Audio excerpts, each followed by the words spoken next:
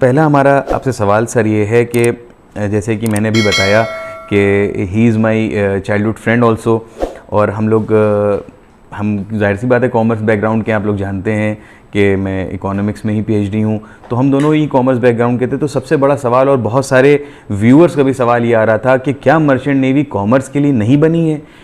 Can a commerce student go for merchant navy? ये बहुत बड़ा सवाल है। और इसके साथ साथ सर एक और सवाल आपसे ये है कि what is basically the induction process, how we can go to the career of merchant navy, और once we are into the merchant navy career, तो क्योंकि हमें पहले से पता होना चाहिए कि what are the steps and what are the things that we are going to face in the particular career, हम ये जानना चाहेंगे कि how a person become a captain from the cadet or from the OS। ये बहुत basic सा हमारे सामने सवाल है sir, please. Hi friends, and जैसा कि डॉक्टर अली मंजी साहब ने क्वेश्चन किया regarding induction and promotion process on board merchant ship, तो in the same regard I would like to throw some lights, and before beginning for the induction process I would like to let you people know, जो लोग merchant navy के बारे में नहीं जानते कि what is it actually. तो merchant navy, these are the vessels I mean the ships which are engaged in transporting cargo worldwide। तो basically क्या होता है कि when we have to send some item in bulk as in huge quantity, then we have to ship it through sea, because air transportation बहुत expensive पड़ता है and then limited quantity। That's why people used to choose this mode of transportation which is over the sea। And इसमें हम लोग जहाज़ पे cargo load करके उसको ट्रांसपोर्ट करते हैं। Now there are different type of cargo, तो to carry those cargo we have different type of ships. Like suppose if you want to ask me, I am into wet fleet. Now what is wet fleet? Wet fleet are the vessels we are engaged in transporting oil, basically oil or maybe gas also। So there are different types of oil around the world, and we used to carry these petroleum products and transport them to the countries where it is required. There are after this it comes the bulk ships, I mean the bulk vessels, dry fleet. What is it? Ye vessels, these are those vessels which used to carry, I mean dry items like grains or sugar or I mean all the dry items in bulk, in huge quantities. Now after this comes container vessels. Container vessels are those, you people must have seen these big containers जो लोहे containers होते हैं। तो these are those containers जिसमें item general amount में pack करके ship पे load करके ट्रांसपोर्ट किया जाता है। So these are the container ships. Now comes ro-ro vessels. Ro-ro vessels are those vessels which used to transport cars, vehicles, automobile products, I mean to different countries। तो basically this is the I mean outline of merchant navy, कि जिसमें तरह तरह के cargo होते हैं, तरह तरह के जहाज़ होते हैं, एंड हर जहाज़ का हर वेसल का अपना एक अलग प्रोसीजर होता है, लोडिंग डिस्चार्जिंग का, कैरेज ऑफ कार्गो का, एंड मेंटेनेंस का। नाउ ब्रॉडली स्पीकिंग, दुनिया के जितने भी जहाज़ हैं उन पे जो क्रू काम करता है, तो उनका जो सब डिवीज़न होता है that is common. I mean there are 2 departments on all the vessels, one is engine, the other one is deck department. Now what is engine department? engine department वो डिपार्टमेंट होता है जो जहाज़ के मूवमेंट के लिए रिस्पॉन्सिबल होता है। Responsible as in कि they are the people who are responsible for the main engine and other machinery which is on board। ये मशीनरी वो मशीनरी होती है जो जहाज़ को चलाने के लिए बहुत यूज़फुल नहीं, नेसेसरी होती है। तो उसके लिए एक अलग डिपार्टमेंट होता है जो इंजीनियर्स का होता है, जिसमें एक टीम ऑफ इंजीनियर्स होती है, उनके क्रू होते हैं, ऑयलर्स होते हैं, वाइपर्स होते हैं जो उनको असिस्ट करते हैं, एंड देन उस टीम को लीड करने वाली जो रैंक होती है उसको हम लोग चीफ इंजीनियर बोलते हैं। Chief engineer is the person who is whole sole responsible for the maintenance and the movement of main engine. Now जो दूसरा डिपार्टमेंट होता है that is deck department. Deck department का क्या काम होता है? डेक डिपार्टमेंट का काम होता है जहाज़ को चलाना एज इन कि पैसेज प्लान बनाना, जहाज़ किस रास्ते से जाएगा, कौन सा शॉर्टेस्ट रास्ता है, सेफेस्ट रास्ता है, ये डेक डिपार्टमेंट की रिस्पॉन्सिबिलिटी होती है। उसके बाद डेक डिपार्टमेंट की रिस्पॉन्सिबिलिटी होती है कैरेज ऑफ कार्गो, क्या कार्गो लोड करना है, it has to be loaded safely, I mean the load which we are loading should be evenly distributed on board, ये सब डेक डिपार्टमेंट, ये सब बेसिकली चीफ ऑफिसर का काम होता है। Then maintenance of the ship, कि जहाज़ का जो मेंटेनेंस होता है वो डेक डिपार्टमेंट का काम होता है। तो it's a vast thing, I have told you people in very short and in layman's language, ताकि आपको बेसिक आउटलाइन समझ में आए। Now if we come to the ranking system, तो जो हाईएस्ट रैंक होती है जहाज़ पे, it is called the captain, okay, और you can call it a master also. ये वो आदमी होता है, ये वो रैंक होती है जहाज़ पे जो होल सोल रिस्पॉन्सिबल होता है पूरे जहाज़ के लिए, पूरे जहाज़ के लिए एज एन कार्गो के लिए, सेफ्टी ऑफ लाइफ के लिए जो क्रू जहाज़ पे है, सेफ्टी ऑफ प्रॉपर्टी के लिए मतलब कि जहाज़, उसके बाद इंजन के लिए, पैसेज के लिए, पैसेज मतलब जो रास्ता होता है जिस पे जहाज़ चलता है, जो हम लोगों ने कार्गो लोड किया होता है उसके लिए, जो लोडिंग और डिस्चार्जिंग का प्रोसेस होता है उसके लिए। तो basically he is the one who is completely responsible for everything. Now captain को बहुत सारे सबऑर्डिनेट्स दिए जाते हैं जहाज़ पे, लाइक उसका जो फर्स्ट सबऑर्डिनेट होता है वो होता है चीफ ऑफिसर, जिस रैंक पे हम अभी सेल कर रहे हैं। चीफ ऑफिसर की रिस्पॉन्सिबिलिटी होती है कि जो कार्गो लोड करना है, जो कार्गो कैरी करना है, जो कार्गो डिस्चार्ज करना है, बेसिकली ये रिस्पॉन्सिबिलिटी चीफ ऑफिसर की होती है कि सेफ़ लोडिंग होनी चाहिए, केयर इन ट्रांजिट मतलब जब जो रास्ता है उस दौरान कार्गो कंटामिनेट नहीं होना चाहिए, कंटामिनेट का मतलब कि कार्गो ख़राब नहीं होना चाहिए लेमन्स लैंग्वेज में, और सेफ़ डिस्चार्ज होना चाहिए कि जब हम बर्थ पे पहुँचे, पोर्ट पे पहुँचे तो वहाँ पर सेफ्टी के साथ डिस्चार्ज होना चाहिए। अब इसके भी बहुत सारे अपने कैलकुलेशंस होते हैं, बहुत सारी चीज़ें होती हैं जो चीफ ऑफिसर को करनी होती हैं। उसके बाद मेंटेनेंस जो जहाज़ का होता है वो चीफ ऑफिसर की रिस्पॉन्सिबिलिटी होती है। Now you come to second officer. Second officer वो रैंक होती है जो जहाज़ का पैसेज बनाता है, जो रास्ता बनाता है, और जो ब्रिज इक्विपमेंट्स होते हैं उनकी मेंटेनेंस करता है। थर्ड ऑफिसर एक और रैंक होती है जिसको जो जूनियर मोस्ट ऑफिसर होता है उसका काम होता है जहाज़ पे जो LSA FFA आइटम होता है, मतलब life saving appliances and fire fighting appliances, जो जान बचाने के लिए और इन सब चीज़ों के लिए जो सामान जहाज़ पे यूज़ होता है उसकी मेंटेनेंस करना। उसके अभी हम सिर्फ डेक डिपार्टमेंट की बात कर रहे हैं। उसके बाद रैंक आती है बोसन। बोसन वो रैंक होती है जो क्रू का इंचार्ज होता है। क्रू का इंचार्ज मतलब जो जहाज़ पे क्रू होता है जो एक्चुअली मेंटेनेंस करता है या काम करता है, जो ऑर्डर्स को कैरी आउट करता है, उसका जो इंचार्ज होता है वो रैंक होती है बोसन। उसके बाद आते हैं A B are called it's able bodied seaman. Able bodied seaman का क्या काम होता है, ये लोग जो जहाज़ की स्टीयरिंग होती है, जैसे जब हम लोग गाड़ी चलाते हैं तो अपनी कार की एक स्टीयरिंग होती है, उसी तरह से जहाज़ की भी एक स्टीयरिंग होती है। तो ये वो रैंक होती है जिसके पास एक वॉच कीपिंग सर्टिफिकेट होता है, जिसके बिना पे they are certified watch keepers and helmsman, जो जहाज़ को स्टेयर करते हैं। उसके बाद जो डेक डिपार्टमेंट की जूनियर मोस्ट रैंक होती है OS, उसको कहते हैं ऑर्डिनरी सीमैन। तो इनका काम these are the support staff, support crew, जिनका काम cleaning and keeping things in position और इस तरह का काम होता है, खाली सपोर्ट का, और मेंटेनेंस का, painting and all these jobs. एक और रैंक होती है पंप मैन जहाज़ पे, पर this is type specific rank, ये खाली ऑयल टैंकर्स पे होती है, तो let's not get into this. तो basically until now I have given you an outline of merchant ships, और वी हैव डिस्कस्ड ऑल्सो कि डेक डिपार्टमेंट में किस तरह का हायरार्की सिस्टम होता है, किस तरह का रैंक एंड पोजीशनिंग होती है, विच starts from captain and the lowest rank is ordinary seaman. So now जैसा कि डॉक्टर साहब ने अभी हमसे सवाल किया था कि इंडक्शन प्रोसेस क्या होता है, तो इसके बारे में what I want to say is कि there are 3 types of inductions in merchant navy.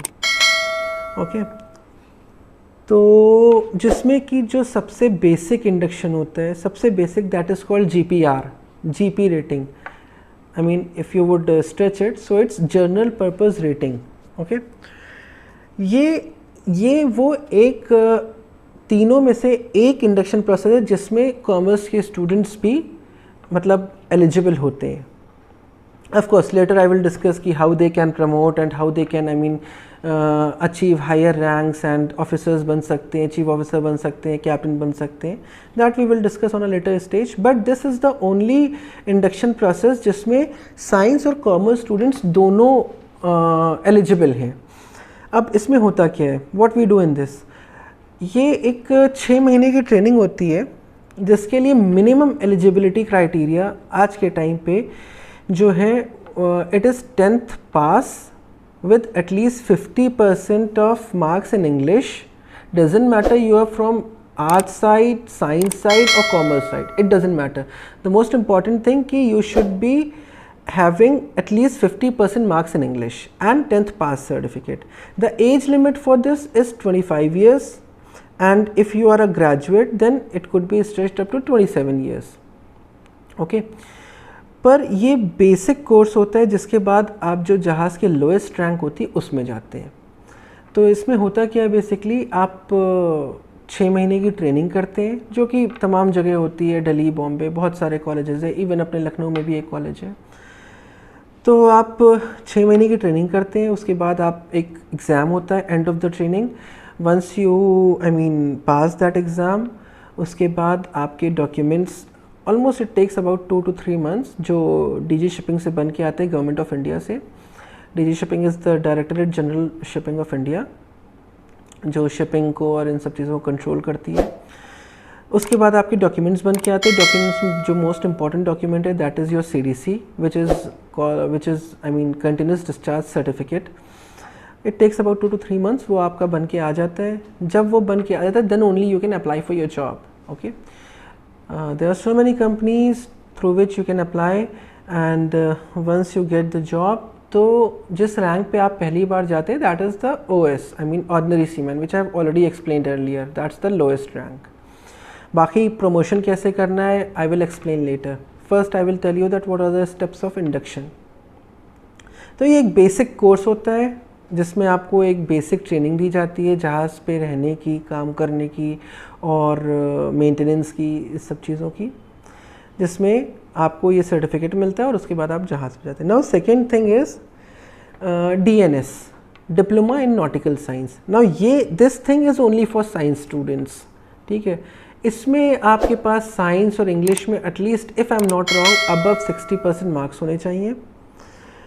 और it's a diploma, I mean 12 महीने की ट्रेनिंग होती है, 12 महीने के क्लासेस होते हैं. I mean it's school based education. आप बहुत सारे कॉलेजेस हैं जहाँ पर आप एनरोल कर सकते हैं और वहाँ पर आप 12 महीने की ये पढ़ाई करते हैं. आप एग्ज़ाम देते हैं, आप एग्ज़ाम पास करते हैं, उसके बाद आपको सेम तरीके से 2-3 महीने में CDC बन के मिलती है.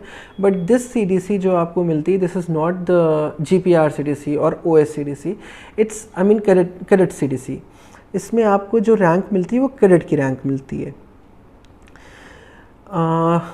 और आप on board as a cadet काम करते हैं. कैडेट कौन सी रैंक होती है? कैडेट वो रैंक होती है जो जहाज़ पे जाके असिस्टेंट टू द ऑफिसर होता है. जो जहाज़ पे नेविगेशनल ऑफिसर्स होते हैं उनका असिस्टेंट होता है. Cadet is more like a trainee on board जो जहाज़ पे सीखने और ट्रेनिंग लेने के लिए जाता है. तीसरा तरीक़ा जो है ये, I mean this is the most high profile and the most expensive way of getting into merchant navy. This is bachelor in nautical science. You can call it BNS. Okay, इसमें आप प्रॉपर 3 महीने का, जैसे normal bachelors होता है, may it be BSc और BCom, उस तरह का नॉर्मल 3 महीने का कॉलेज में आप पढ़ाई करते हैं. 3 साल की 6 सेमेस्टर्स होते हैं.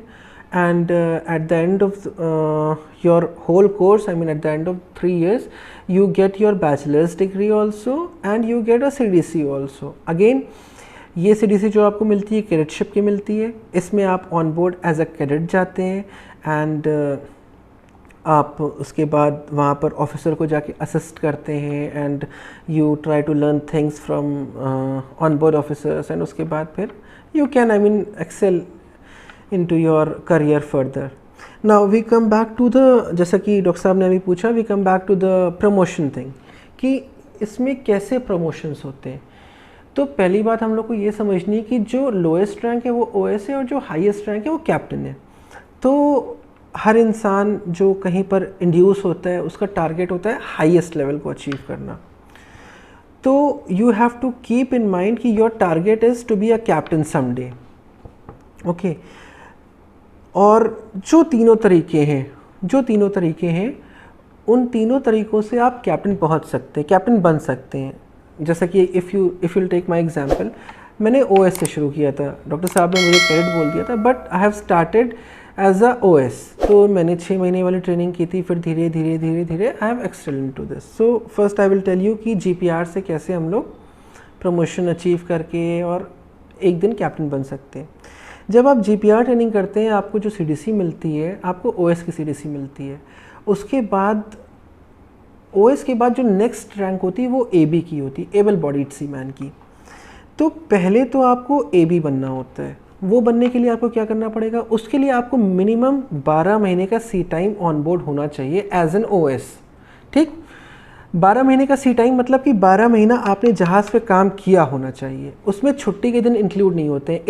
It's solely the time when you have served on board. जो आपकी सीडीसी पे साइन ऑन और साइन ऑफ डेट होती है उससे ये टाइम कैलकुलेट होता है। कि जैसे कि आपने मान लीजिए 6 महीने का एक कॉन्ट्रैक्ट किया, आपने छुट्टी ली, आप 1 साल के लिए छुट्टी पे चले गए, फिर आप आए, आपने 2 महीने का एक और कॉन्ट्रैक्ट किया, तो आपको लगेगा कि आप तो मर्चेंट नेवी में 1.5 साल से हैं, लेकिन एक्चुअली आपका जो सी टाइम है वो खाली 8 महीने का है, ठीक। तो समझने वाली बात ये कि जब भी हम सी टाइम बोलेंगे तो उसका मतलब the time served on board होगा, उसकी कैलकुलेशन में आपकी छुट्टी इन्वॉल्व नहीं होती है। तो coming back to the point कि जब आपने ओएस पे 12 महीने सर्व कर लिए ऑन बोर्ड, उसके बाद आप एक सर्टिफिकेट निकालते हैं जो कि एक बेसिकली एक इंटरव्यू होता है जो आपको एमएमडी में जाके देना पड़ता है, जिसको हम लोग कहते हैं वॉच कीपिंग सर्टिफिकेट। ये सर्टिफिकेट आपको इस चीज़ के लिए एलिजिबल बनाता है कि you can keep watches under the supervision of a navigational officer and you can keep the helm also. Helm what I have told earlier, the steering of the vessel. तो OS पे 12 महीने के सफ़र के बाद आपने वॉच कीपिंग सर्टिफिकेट निकाला और उसके बाद आप माशाल्लाह एबी बन गए। अब आप एबी की पोजीशन पे जहाज़ ज्वाइन करेंगे एंड उसके बाद आपको कुछ अर्सा एबी पे काम करना पड़ेगा। कितना अर्सा काम करना है, तो आपके पहले दिन से लेके जब आपके पास 36 महीने का सी टाइम हो जाएगा, 36 महीने मतलब 36 मंथ का सी टाइम हो जाएगा, उसके बाद you are eligible for the exam of a navigational officer, जिसको हम लोग 3rd ऑफिसर कहते हैं, जो जूनियर मोस्ट ऑफिसर होते हैं।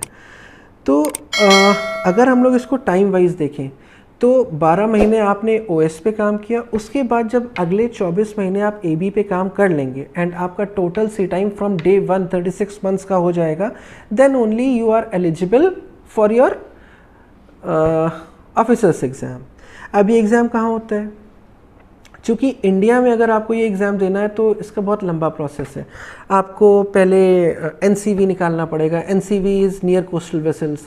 आपको एनसीवी का 4 महीने का फाउंडेशन करना पड़ेगा, उसके बाद एनसीवी का एग्ज़ाम देना पड़ेगा, उसके बाद अगेन आपको 12 महीना कोस्टल वेसल्स पे काम करना पड़ेगा एंड फिर आप एफजी मतलब फॉरेन गोइंग वेसल्स का लाइसेंस ले सकते हैं।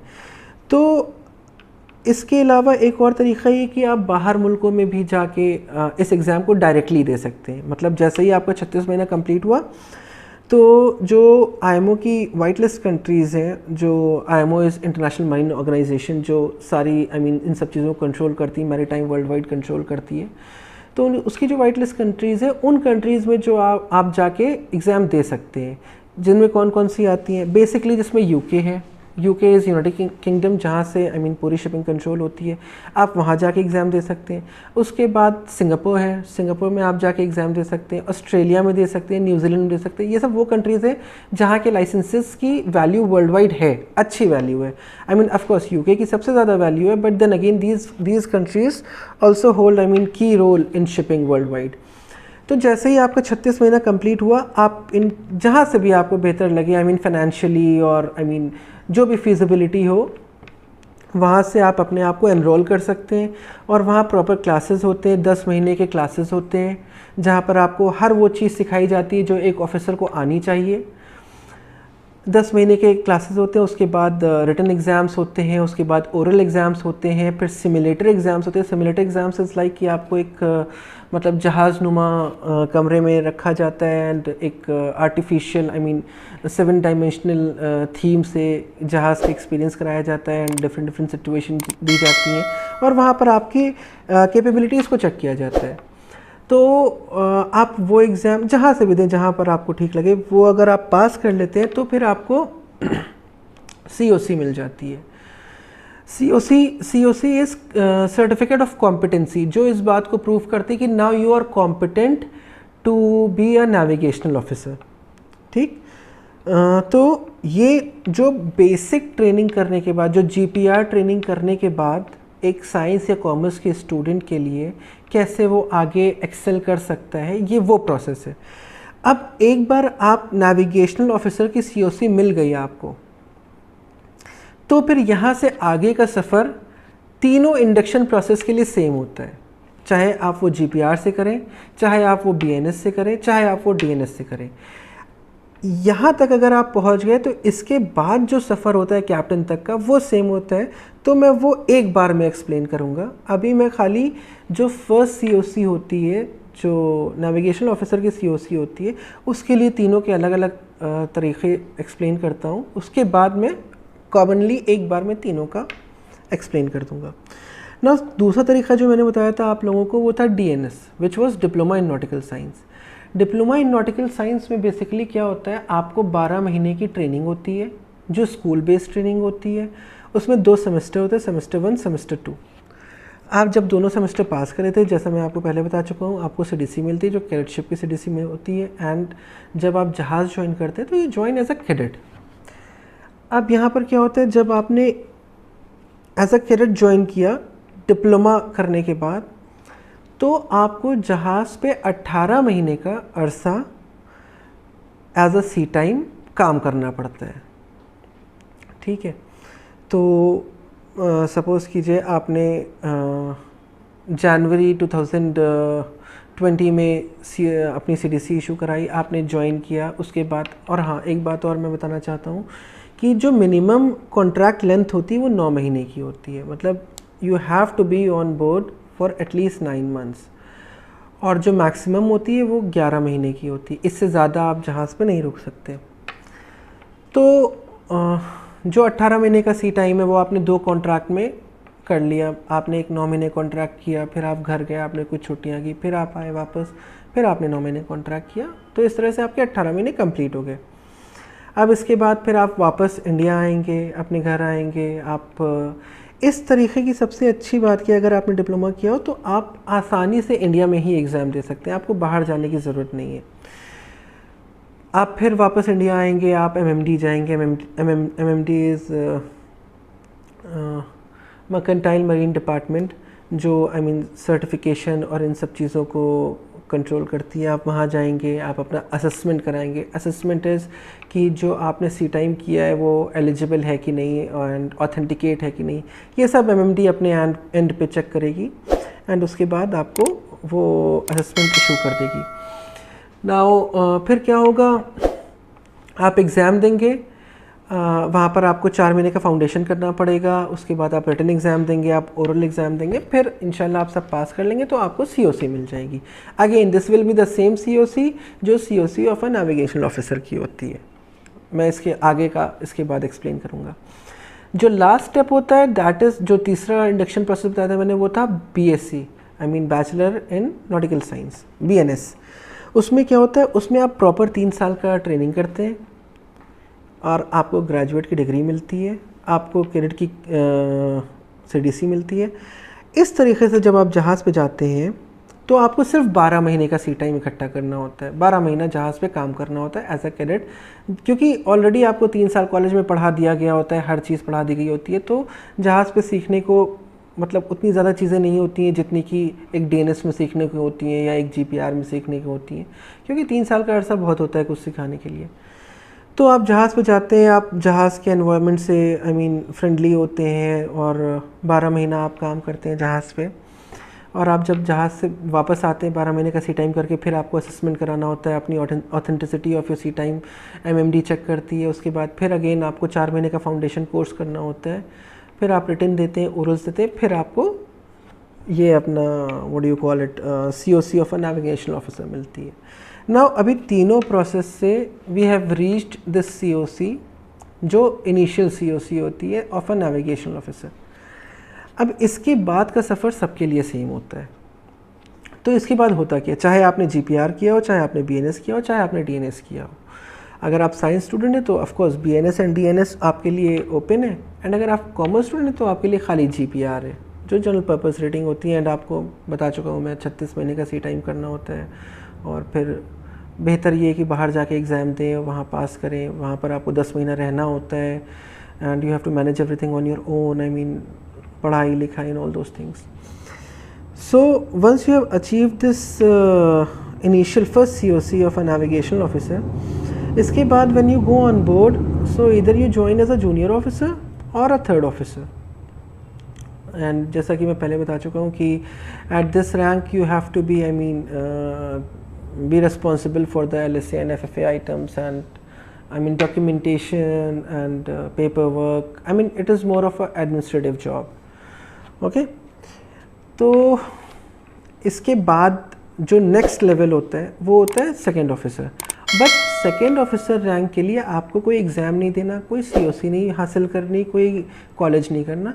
वो खाली आपके टाइम पे और आपके ऑन बोर्ड परफॉर्मेंस पे डिपेंड करता है, जो कैप्टन असेस करता है। क्योंकि हम लोग जितना टाइम भी जहाज़ पे काम करते हैं, तो हम लोग का जो परफॉर्मेंस होता है वो कैप्टन असेस करता है, और वो रिस्पेक्टिव कंपनीज़ को अप्रेजल एज इन कि एक डिटेल्ड इंफॉर्मेशन रिले करता है कि जो लड़का जहाज़ पे काम कर रहा था उसका क्या परफॉर्मेंस था, कैसा नहीं था, बिहेवियर, एटीट्यूड, स्किल्स, बहुत सारी चीज़ें उसमें होती हैं। तो थर्ड ऑफिसर के बाद जब आपको नेक्स्ट प्रमोशन चाहिए होता है सेकंड ऑफिसर का, तो it is basically dependent on your sea time कि आपने जहाज़ पे कितना अरसा गुजारा है, and your performance on board, जो कैप्टन डिसाइड करता है। फिर आपकी परफॉर्मेंस को देखते हुए कैप्टन कंपनी को रिवर्ट करता है कि हाँ ठीक है, लड़का अच्छा है, and he was a good officer, he was good in his third officer duties, इसको we can consider for promotion to second officer. तो इस तरह से सेकंड ऑफिसर का प्रमोशन होता है। नॉर्मली कंपनीज क्या करती हैं, जब तक आपके पास 12 महीना या 15 महीना या 18 महीना, हर कंपनी का सेट स्टैंडर्ड होता है, सी टाइम नहीं हो जाता है थर्ड ऑफिसर, तब तक प्रमोशन नहीं होता है। बट इवेंचुअली प्रमोशन हो ही जाता है, बट आपको इसके लिए कोई एग्ज़ाम या कोई कॉलेज या कुछ ऐसा नहीं करना। ना नेक्स्ट पोजीशन जो है वो चीफ ऑफिसर, ये सबसे की पोजीशन होती है जहाज़ पे। चीफ ऑफिसर की रिस्पॉन्सिबिलिटीज़ भी सबसे ज़्यादा होती हैं जहाज़ पे, एंड चीफ ऑफिसर की नॉलेज भी सबसे ज़्यादा होनी चाहिए जहाज़ पे, क्योंकि chief officer is responsible for the crew, for the maintenance and for the cargo. Cargo is the most important item on board after the life of the crew, because cargo चल रहा है तभी जहाज़ चल रहा है, और इसकी सारी रिस्पॉन्सिबिलिटी चीफ ऑफिसर की होती है।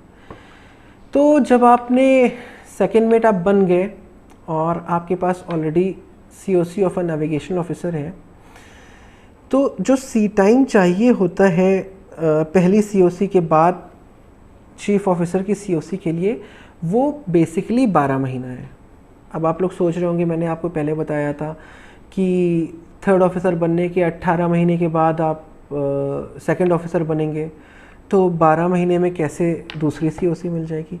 तो देखिए, ये जो सेकंड ऑफिसर का प्रमोशन है, ये कंपनी बेस्ड प्रमोशन होता है, ये आपके परफॉर्मेंस बेस्ड प्रमोशन होता है। इसके लिए आपको कोई COC नहीं चाहिए होती है, इसलिए कंपनी थोड़ा ज़्यादा स्ट्रेच करती है इस प्रमोशन के लिए। हालांकि आप 12 महीने के बाद चीफ ऑफिसर का एग्ज़ाम दे सकते हैं, इस पर आपको कोई रोकेगा नहीं। आप वो बाहर के किसी भी कंट्री से दे सकते हैं, I mean Singapore, UK, New Zealand, Australia, कहीं से भी दे सकते हैं। और इंडिया से भी अगर आपको देना है तो बाहर के मुल्कों में 12 महीने का सी टाइम रिक्वायर्ड है और इंडिया में 18 महीने का सी टाइम रिक्वायर्ड है। तो आपको जब पहली COC मिली, उसके बाद आपने थर्ड ऑफिसर ज्वाइन किया और आपने 18 महीना काम कर लिया, पर आपका मान लीजिए सेकेंड मेट प्रमोशन नहीं हुआ, तो आप चीफ मेट की COC आप एग्ज़ाम दे दीजिए, आप वो COC निकाल लें, आप अपने पास COC लेके रख लें। इंशाल्लाह आपका सेकेंड मेट प्रमोशन होगा, उसके बाद ऑलरेडी आपके पास COC होगी, तो आपकी आसानी होगी प्रमोशन में। लेकिन जो मिनिमम रिक्वायरमेंट है वो ये है कि जब आपको पहली COC मिली ऑफ ए नेविगेशनल ऑफिसर, उसके बाद बाहर के मुल्कों के लिए आपको सिर्फ 12 महीने का सी टाइम चाहिए चीफ मेट की चीफ ऑफिसर की COC के लिए, और इंडिया में 18 महीने का सी टाइम चाहिए, 6 महीना ज़्यादा है इंडिया में। ठीक, तो फिर अगेन आपको स्कूल करना पड़ेगा, क्लास करना पड़ेगा, 8-10 महीने के क्लासेस होते हैं एंड बहुत रिगरस पढ़ाई होती है, because this is the most important rank and this rank should hold the maximum knowledge, responsibility, attitude, behavior. These are things which are very important for the chief officer because he has to manage the crew on board, he has to get the work out of them, he is responsible for the maintenance, for the cargo and for all the things related to the crew. Okay, तो जब आपको chief met की COC मिल गई, okay, ये आपने पहली COC के बाद चीफ मेट की COC आपने अचीव कर ली। अब यहाँ पर आके आपको थोड़ा समझना ये पड़ेगा कि अगर आपकी COC चीफ मेट की इंडिया से है तो आपने बेसिकली 18 महीने का सी टाइम किया होगा पहली COC के बाद, तब आपको चीफ मेट की COC मिली होगी। और एक ये लिमिटेशन IMO ने रखी है कि जिस कंट्री से आपकी चीफ मेट की COC है, आप कैप्टन का लाइसेंस उसी कंट्री से ले सकते हैं। कहने का मतलब ये है कि सपोज़ मेरा एग्जांपल अगर आप लोग लें तो मेरे पास जो चीफ मेट COC है वो सिंगापुर की है। ठीक, तो अब मैं अगर चाहूँ कि इंडिया के कैप्टन का लाइसेंस मिल जाए तो वो नहीं हो सकता, या यूके का मिल जाए तो नहीं हो सकता, मुझे फिर से चीफ मेट की पढ़ाई करनी पड़ेगी, फिर से चीफ मेट का एग्ज़ाम देना पड़ेगा, फिर से चीफ मेट का सी टाइम करना पड़ेगा। तो ये लिमिटेशन बना के रखी है कि जिस कंट्री से आपने चीफ मेट की COC ली है उसी कंट्री से आप कैप्टन की COC ले सकते हैं। ऐसा क्यों है? इसका रीज़न है STCW के तहत इसका रीज़न है क्योंकि जो हम लोग की COC होती है वो मेट्स एंड मास्टर की होती है। मतलब जो चीफ ऑफिसर होता है he is good to work on vessels less than 500 GRT as a master also. तो वो थोड़ी complication, let's not get into this. तो मैं क्या बता रहा था आपको कि आपने अगर इंडिया से लिए तो आपने 18 महीने का सी टाइम किया होगा, तब आप चीफ मेट बने होंगे, और उसके बाद फिर आपको 18 महीने का और सी टाइम करना है एज अ चीफ ऑफिसर, तभी आप कैप्टन का एग्ज़ाम दे सकते हैं। ये इंडियन रेगुलेशन है। नाउ अगर हम लोग बाहर की रेगुलेशन देखें, वर्ल्ड वाइड रेगुलेशन देखें, जैसे मैं आपको बता चुका हूँ यूके हो गया या न्यूजीलैंड हो गया या सिंगापुर हो गया, तो वहाँ पर क्या है कि आपने अपनी पहली COC ली, उसके बाद 12 महीने के बाद आपने चीफ ऑफिसर का एग्ज़ाम दिया, आपने चीफ ऑफिसर की COC ली, और अगर आप एज अ chief officer chief mate licence के बाद 12 महीना सेल कर रहे हैं या कर चुके हैं तो you are eligible for masters exam. आपने नोटिस किया होगा कि मैंने बोला कि एज अ चीफ ऑफिसर सेल कर रहे हैं। बहुत बार ऐसा ये होता है कि हमारे पास हायर COC होती है, हायर लाइसेंस होता है, बट कंपनीज हम लोग को उस रैंक पे नहीं लेती, उससे नीचे की रैंक पे लेती हैं। तो if I would explain it, तो सपोज़ मेरे पास चीफ ऑफिसर का लाइसेंस है, मैं गया ज्वाइन करने के लिए, कंपनी बोला मैं आपको चीफ ऑफिसर नहीं ले सकती, हम आपको as a second officer join कराएंगे। ठीक, तो अब ये सी टाइम जो मेरा सेकंड ऑफिसर का सी टाइम होगा, ये मेरे कैप्टन लाइसेंस के टुवर्ड्स नहीं काउंट होगा, बिकॉज लिमिटेशन ये है कि आपके पास after your chief mate license at least 12 महीने का सी टाइम होना चाहिए as a chief officer, then only you can go for your captain's license. ये बाहर के मुल्कों की रेगुलेशन है। तो ये वो तरीक़ा है जो मैंने बहुत डिटेल में आपको एक्सप्लेन किया। मे बी आप 1-2 बार ये सुनेंगे तो आपको समझ में आएगा बेहतर कि कैसे हम GPR से या BNS से या DNS से कैप्टन तक पहुंच सकते हैं। बेसिकली मेरी पर्सनल ओपिनियन ये है कि जो लड़के BNS या DNS के लिए ऑप्ट कर रहे हैं वो इंडिया से ही एग्ज़ाम दें, बिकॉज़ वो उनके लिए बेहतर है, टाइम सेविंग है, बहुत सारी चीज़ें हैं। और जो ये मेरा अपना पर्सनल ओपिनियन है, जो लड़के GPR कर रहे हैं वो बाहर से एग्ज़ाम दें, क्योंकि वो तरीक़ा इन लड़कों के लिए बेहतर है जिसमें इनका टाइम बचेगा, इनको NCV नहीं करना, इनको नियर कोस्टल वेसल्स पे काम नहीं करना, ये डायरेक्टली अपना कोर्स बुक करके फ़ीस जमा करके and they can go for their first COC। और उसके बाद the process is more or less common for all the people, for all the candidates whether they are from BNS और DNS और GPR, कि कैसे वो फर्स्ट लाइसेंस के बाद कैप्टन तक जा सकते हैं। अगर इंडिया से दे रहे हैं, अगर इंडिया से प्लान कर रहे हैं तो उसका मैंने बताया कि 18 महीने का सी टाइम चाहिए। अगर बाहर से वो प्लान कर रहे हैं, बाहर से एग्ज़ाम्स दे रहे हैं तो उसका मैंने बताया कि पहले लाइसेंस के बाद 12 महीने के बाद आप चीफ मेट का एग्ज़ाम दे सकते हैं। भले आपका प्रमोशन सेकेंड ऑफिसर तक हो पाया है या नहीं हो पाया है, तब भी आप एग्ज़ाम दे सकते हैं।